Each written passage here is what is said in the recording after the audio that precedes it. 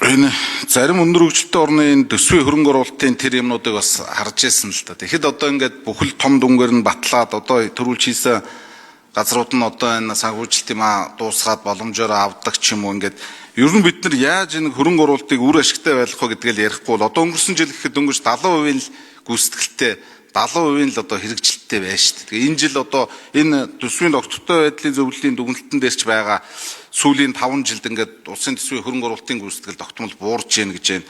Дахиад энэ 26 оныхыг гүйцэтгэлийг хойтой үдид бид нар ярихдаа нодно 25 урчингийнхаас буурсан байна гэж яриа сууж явах байх л та. Гэх жишээний тэгэхээр энэ дээр ер нь ийм нэг бодлогын дөрвтэй өөрчлөлт хийж болохгүй юм уу? Ямар хууль дүрм журамд одоо баригдаад энийг хийж чаддгүй юм бэ? Түүнээс хувийн хвшилд бол өчнөө боломж байна шүү дээ. Хувийн хвшлийн ажил хийгээд байхад төрд бидний энэ дүрм журам биднэрт л асуудал байна шүү дээ. Түүнээс ч одоо 3 байтхан их найдын ажил хийчих боломж хувийн хвшилд байгаа шүү дээ.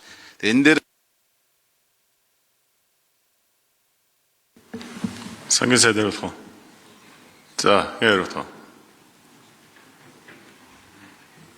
Хэн хариулах вэ? За, 4 номерын микрофон. Хосхоёр гишүүний асуултанд хариулъя. Сангийн амтлаг жаргал. Тэгэхээр төсвийн хөрөнгө оруулалтын хувьд бол яг манай төсвийн жилийн цаглбар болон барилгын удирдлагын салбараас хамаарат бас энэ богино хугацаатай байдаг. Тэгэхээр энэ 5 сарын 31 бол яг гүйцэтгэлээ илүү сайжруулах, төлөвлөлтөө сайжруулах зохицуулттай. За одоо яг төсвийн тухай хуулийн 11-14 дээр бол сайн явж байгаа төслүүдэд бид нар гүйцэтгэлээр нь бүрэн санхүүжүүлэх боломжтой байдаг.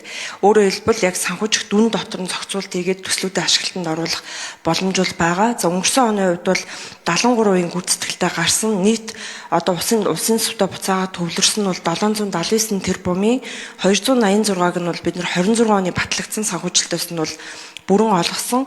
493 тэрбум бол хэдийгээр гэрээтэй байсан ч гэсэн гүйцэтгэл гарч одоо ирээгүй учраас санхүүжилт олгоогүй. Тэгэхээр энэ төслүүд маань гэрээтэй энэ онд үргэлжлэн явж байгаа учраас энэ үлдэгдэл ажлуудыг бид нар 27 оныхоо төсөлд тусгаад төслүүдэд бүрэн